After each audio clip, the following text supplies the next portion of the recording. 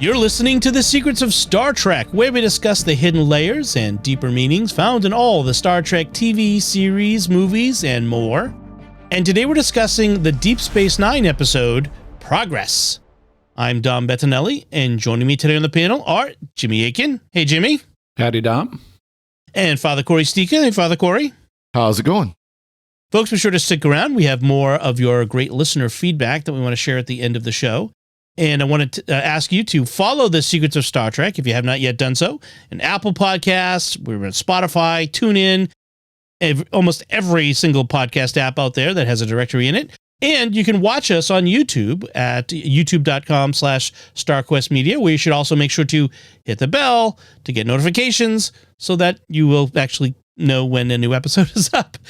And I want to tell you about another show on the StarQuest Network you're sure to enjoy, called The Catholics of Oz. And you can find that wherever fine podcasts are found, or at sqpn.com/Oz.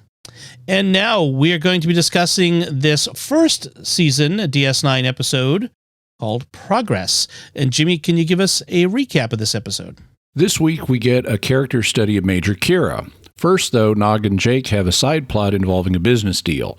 Quark has 5,000 rapages of Cardassian yamak sauce, which is way too many since Cardassians no longer come to the bar. So Nog and Jay start trading them for a series of things, and they end up with a bunch of valuable land on Bajor, which they make a profit on through Quark. Meanwhile, back in our main plot, the Bajoran government is going to tap the molten core of one of their moons to provide energy to heat 100,000 homes this winter. But doing so will render the surface of the moon uninhabitable, requiring everyone who lives there to evacuate. Most do, but Kira encounters a homesteader named Mullabach who has 2 assistants, and he is adamantly and irrationally determined not to leave. He and his assistants are victims of the Cardassians. He paints the current orders from the Bajoran government as just more of the kind of brutality that the Cardassians dished out, and he guilts Major Kira into thinking she may be on the wrong side. Kira tries to find a way out, but neither Mullabach nor the Bajoran government will budge. Mullabach is injured as his 2 assistants are being evacuated, and Kira stays behind to tend him, endangering her career.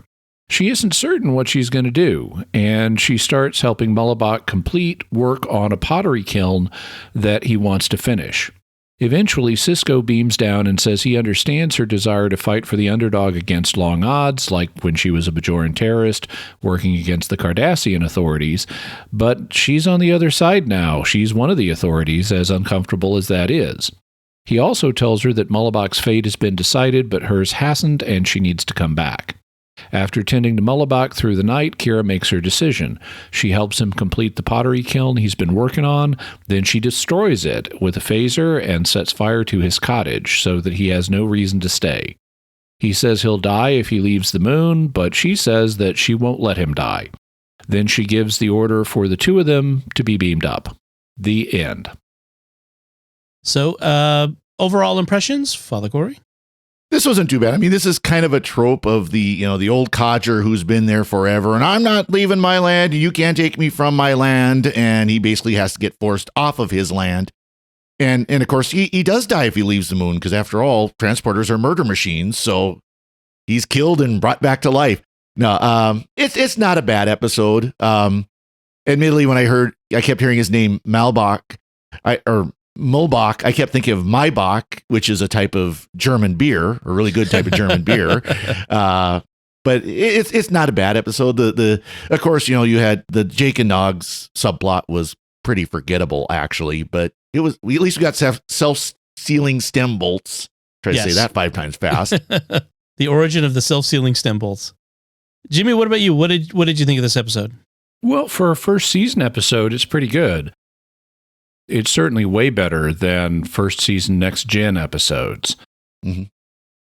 It's a character study. The Jake Nog subplot is fine. I do like the self-sealing stem bolts. That was memorable. We even got to see one, and we even got to see one do its self-sealing action because Nog shakes it and its prongs stick out. Yep. So, that was memorable. When it comes to the main plot, the main thing I remembered was Brian Keith, who plays Mullabach, was a cranky homesteader who didn't want to leave, and eventually Kira destroys his kiln. after helping him complete it, which is actually similar to what happens in the Next Gen episode, The Ensigns of Command, where the people have been building this aqueduct and Data destroys it at the end to convince them to evacuate.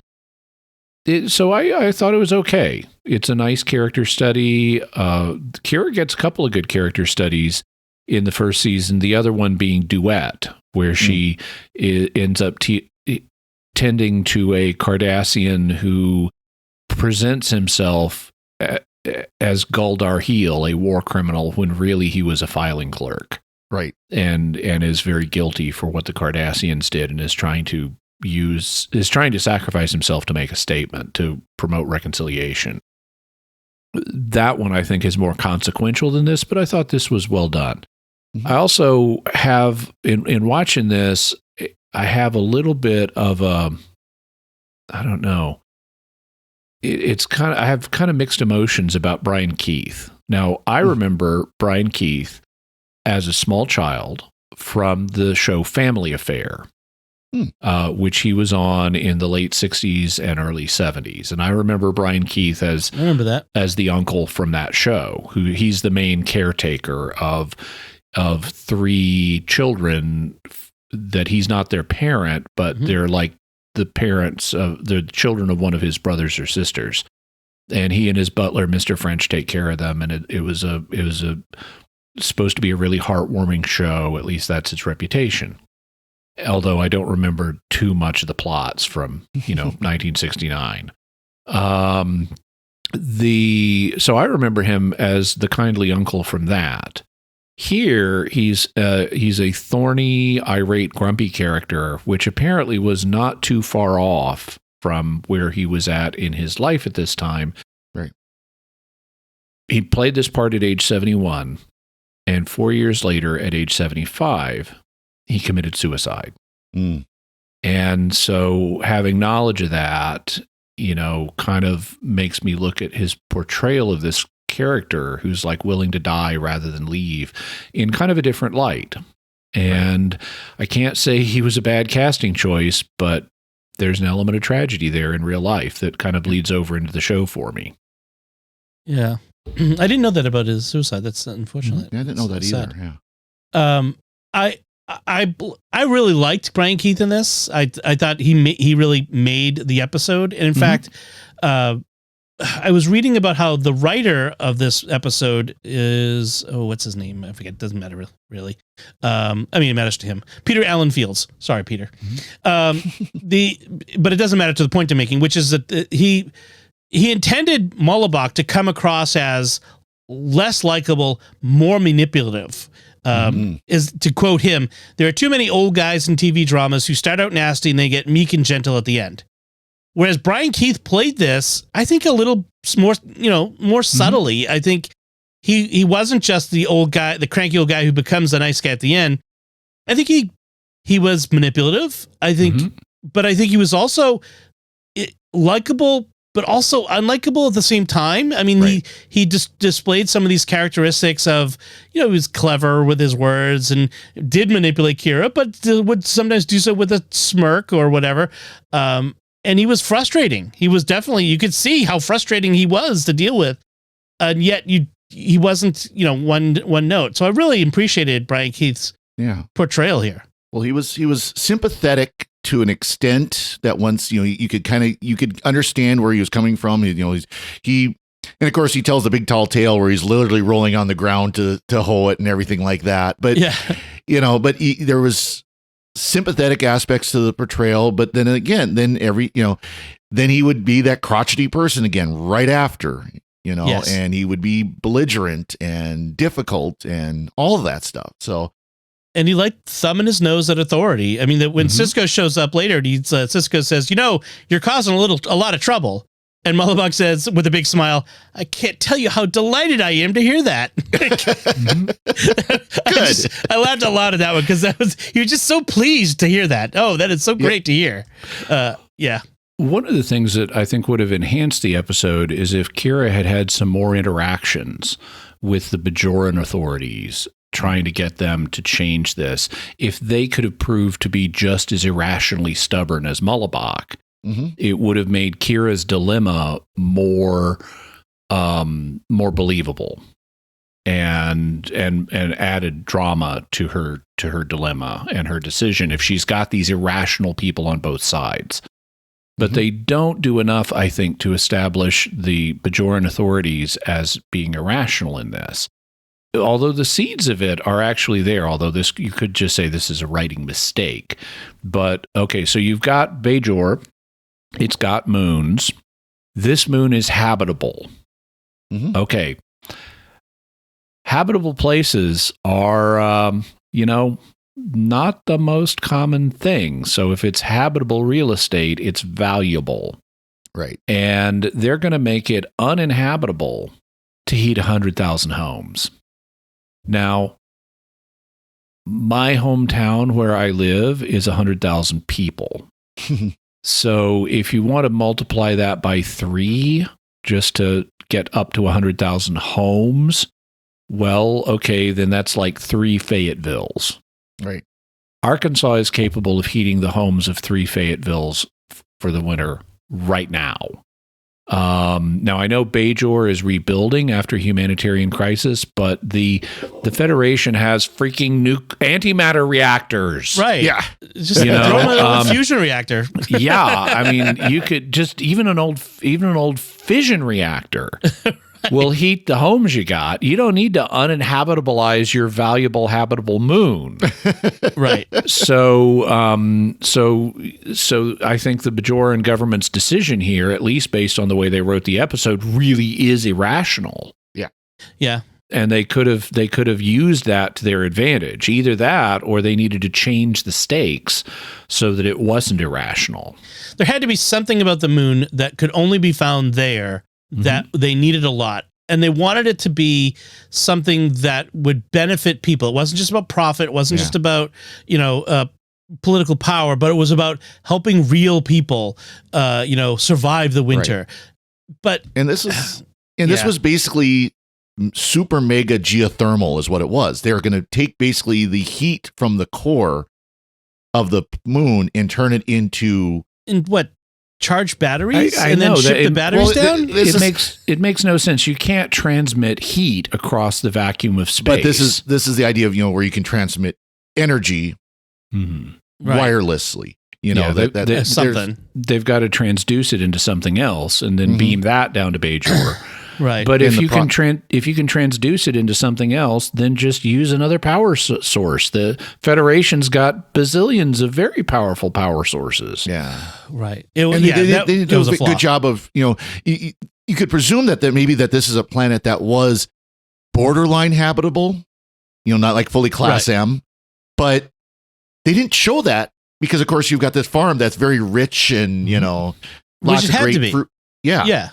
So it looked very habitable. And like you said, why would you take a habitable planet and destroy it when I'm sure Bajor's got moons that have just as much geothermal capability, but aren't habitable. Right.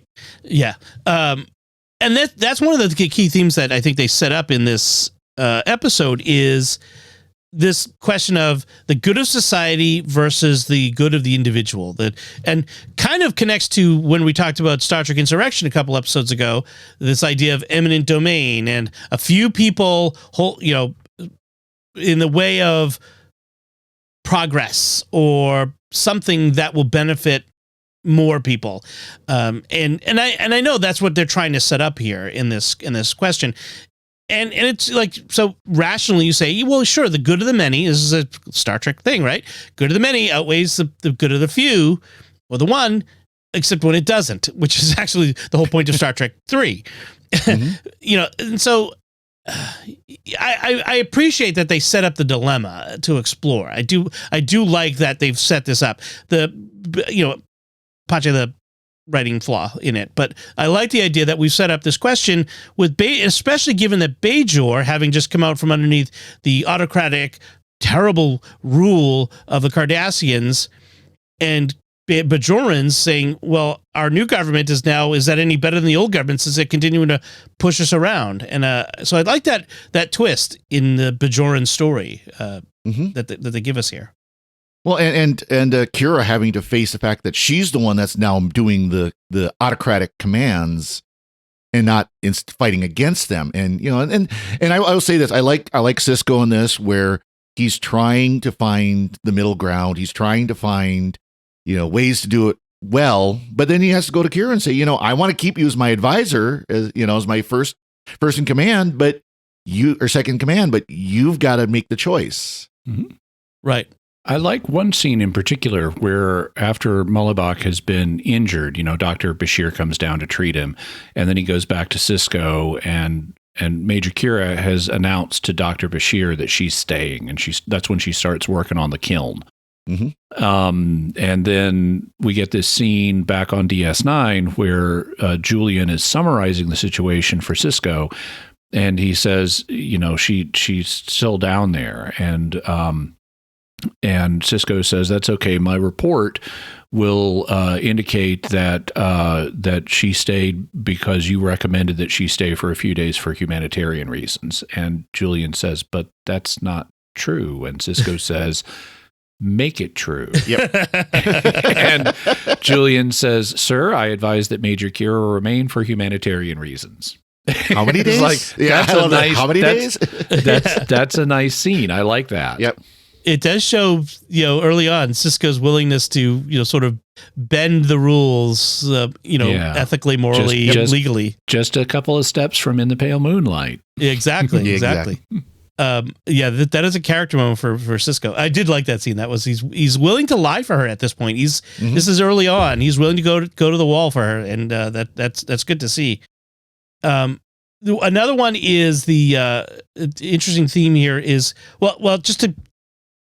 Mullibok gets Kira to admit that the way the Bajorans beat the Cardassians was by being too stubborn to give up, and then getting her to recognize that he's in the same situation. Mm-hmm. And this is really, I think, the crux. This is the moment where she gets that moral, question in her mind, which, am I on the right side here? Yeah, but that would have been so much better handled if they portrayed the Bajoran authorities as actively irrational. Yeah. Right. And they could even have a scene where Cisco talks to Kira about it and says, I know, I agree. I think what the Bajoran authorities are doing is irrational, but this is a democracy. Your people are just coming out of a crisis situation. Mm-hmm. And sometimes, mistakes get made. And our job is to implement them, even if we think it's a mistake. Yep. And that would really hammer that Kira really would be torn here, because then her people would kind of be acting like Cardassians. If we have an open acknowledgement that this is a stupid order and she's nevertheless required to implement it, that would really motivate her dilemma a lot better than what we see. Mm-hmm. True. And it is interesting how she resolves it by saying, I'm going to show compassion and literally suffer with him. In other words, stay there, help him do the thing, and then give him no choice. Like she shows him, I'm here. I'm going to help you get well. I'm going to help you do this thing that you said you needed to do. It's sort of this symbolic victory, and then we're going to go, whether you like it or not. Mm-hmm. I like that. It's a very nice gesture in that reversal at the end where she destroys it and burns down his house. That's very nice. It's very complex on an emotional level. I like that. Well, and he even says, I'm not going to leave as long as this cabin stands. Okay. As long as this cottage stands. Okay. Well, it's not going to stand anymore. Right. Do you think, I'm going to throw this at you, was Kira's act of burning down the house, was it a moral act on her part? Yeah, she's saving this guy's life. He's gonna die if she doesn't get him out of there. He's just made it clear, I'm not leaving as long as my house stands. Mm-hmm. Okay, I'll burn down your house. Now you can leave. Right. Yeah.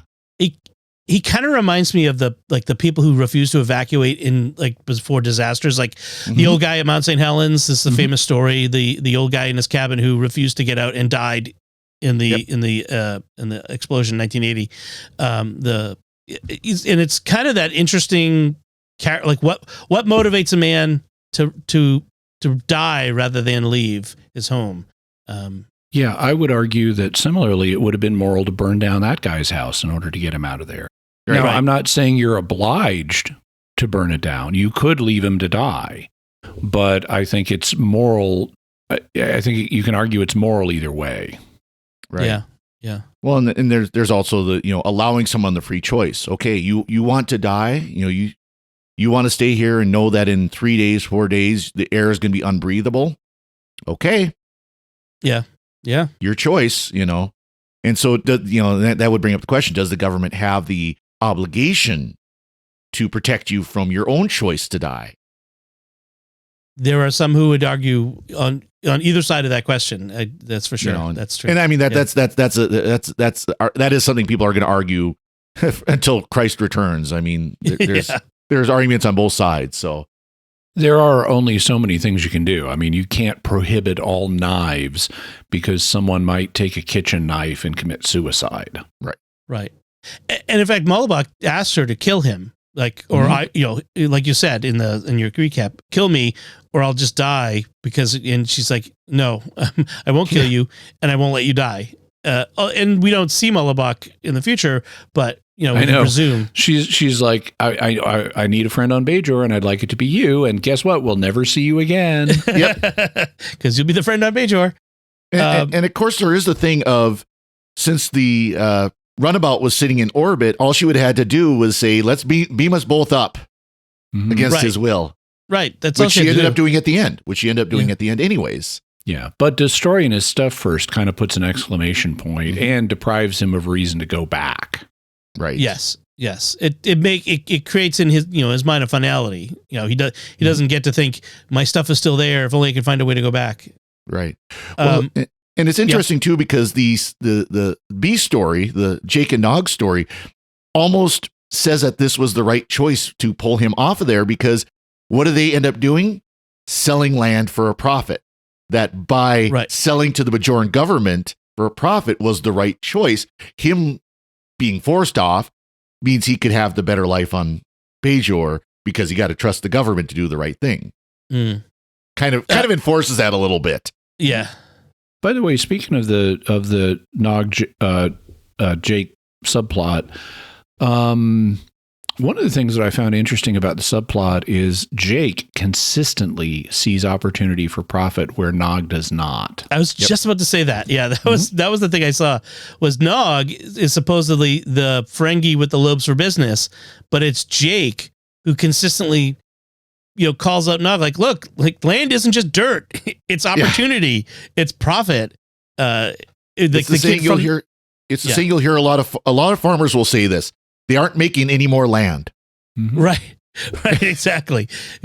And I really like that subplot. And where it's Jake and Nog together, and they create a corporation with the name of it, that they're better than the sum of their parts in that sense. And this is going to be what we see from Jake and Nog. This is first season, but by the 7th season, Jake and Nog may not be working together in that, but they've really grown from each other. And I really liked how that's going to develop over time. They're not just going to be the kids who get into trouble all the time, which would get tiresome very quickly. Well, and Nog had the idea that this is an opportunity to get the sauce and to sell it. And then when it starts trading, Jake or Nog is starting to hemming and hawing because he just wants the cash. He just wants the gold press latinum. And Jake's the one's like, no, we've got opportunities here. He's like, are you sure? Yeah, we've got opportunities here. Okay. I like how, so one of the things they trade, in fact, the first thing they trade the Yamak sauce for is 100 gross of self-sealing stem bolts. And a gross is 144. So this is basically 14.4 thousand self-sealing stem bolts. And they are inspecting their merchandise and trying to figure out how to trade it when Chief O'Brien comes in. And I love the fact Chief O'Brien, even though he's initially talking to them about self-sealing stem bolts and they assume he's an expert on them, he eventually says, no, I never use them. I don't even know what they're for. It's on the manifest. And it is Nagu, by the way, who comes up with the idea of, we know someone who wants these self-sealing stem bolts, the original guy who ordered them but couldn't afford to pay them. Yep. Right. So now if we can just any money we get from him is profit because they got the Yemek sauce for free from Quark. So any money they get from this guy, what anything can afford, which of course he ends up. I don't know why he doesn't sell the land. That guy is kicking himself today. This guy is a terrible businessman. Yeah. He gave away the land for the self-sealing stem bolts that he couldn't afford in the first place. So, then the land turned out to be more valuable than he realized. Yes. Because the government wanted it for a reclamation center. And I love it's the Janog or Janog Corporation. J-Nog? Yeah. No J. No J. There we go. Because it was a combination of their names. And I like Quark is like, I don't know who this is, but I'm going to find him. Right. And when he realizes, he points at both of them and they both just kind of nod. Yes.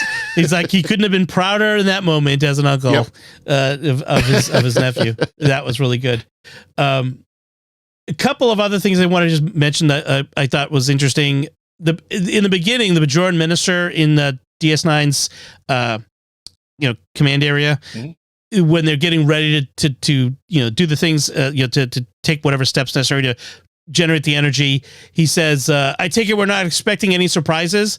And I'm like, isn't that why they're called surprises? Because you don't expect things that happen are surprises that things you don't expect. They're called surprises. I don't know if it was intentionally made to written that way to make him look dumb or a writing mistake. Well, I don't know.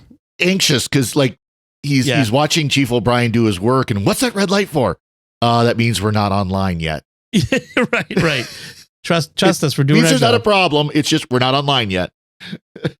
And then the other thing I really liked was Mullibok's consistent effort to get under Kira's skin. You're half pretty, he calls her at one point. And, he makes a comment on, her figure at another point. And he just keeps doing things like to get her so mad that she'll leave. Clearly doesn't know Kira. But it was, I really thought those were some funny moments. Yeah. I would say Kira is more than half pretty, especially when she takes off that top part of her uniform and she's got this interesting crisscross shirt. Yeah. And her figure is fine by me. Yes. Nana Visitor is Nana. Sorry. I'm Italian. My Nana is Nana Visitor is a beautiful woman. So definitely. Father Cory, any final thoughts on this one? So if you're a fan of the old Night Court, the Harry Anderson Night Court, Kina will look familiar, played by Annie O'Donnell. And there were regular people, regular kind of rednecks that would come across Bob and June Wheeler. She was June Wheeler. Bob was played by Brett Spiner. Right. That is so funny. Wow. I looked at her, it's like she looks so familiar because she's, let's be honest, she's kind of a homely looking person. And that's what she played. They played kind of these homely redneck backwoods people. That's funny. In New York City. But anyways. Yeah. Interesting. That's funny. Very funny. Anything else? That's it. Jimmy, last thoughts? It's interesting to note they've already established Morn as a character we never see speak, but we know he does speak because in this episode, Jadzia says that he asked her for a date. And then she needles Kira by talking about how his cute 7 hairs that come out of his. So funny. That was funny. Because Jadzia kind of teases Kira like being the provincial sort of person that she is without exposure to a lot of the galaxy. And so that is a kind of a fun bit that she does. Yeah, that. I mean, Jadzia is willing to date people like Captain Baudet, who has a transparent skull. Right. Yes, she's very cosmopolitan. All right, so that does it for our discussion of Progress. We do have that listener feedback. This is from our recent episode, the Voyager episode, the 37s. Glenn on YouTube writes, I like how you address the numerous issues regarding the truck. That truck was always the most unrealistic part of the episode to young me. All I can say is when people claim that they don't make cars like they used to, apparently that truck proves it. Yeah, that's I that's can't some see a truck. modern car lasting for a century or more out in deep space. Yes, Ford of the 25th century, who should be, look at this vehicle. It starts after hundreds of years. Oh, man. Thank you, Glenn. We do appreciate your feedback. All right. We'd like to take a moment now to thank our patrons who make it possible for us to create the Secrets of Star Trek, including Josh T., Patrick R., Peter V., Ambrose B., and Levi P. Their generous donations at sqpn.com/give make it possible for us to continue the Secrets of Star Trek and all the shows at StarQuest, and you can join them by visiting sqpn.com/give. And we'd also like to thank Victor Lambs, who edited this episode. So that's it from us. What did you think of the Deep Space Nine episode, Progress? You can let us know by commenting on the show at sqpn.com/trek, our Facebook page, facebook.com/StarQuestMedia. Send an email to trek@sqpn.com. Visit our Discord community at sqpn.com/discord. Or you can watch The Secrets of Star Trek on our YouTube channel at youtube.com/StarQuestMedia and leave a comment there. We'll be back next time when we'll be discussing the Voyager episode, Nemesis. Until then, Father Cory Sticha, thank you for joining me and sharing The Secrets of Star Trek. Is it as bad as the movie Nemesis? Oh, I mean, thanks, Dom. And Jimmy Akin, thank you as well. Thank you, and live long and prosper. And once again, I'm Dom Bettinelli. Thank you for listening to The Secrets of Star Trek on StarQuest. And remember, you get bigger catapod seeds when you spray in some chlorobicrobes. So remember that next spring in planting season.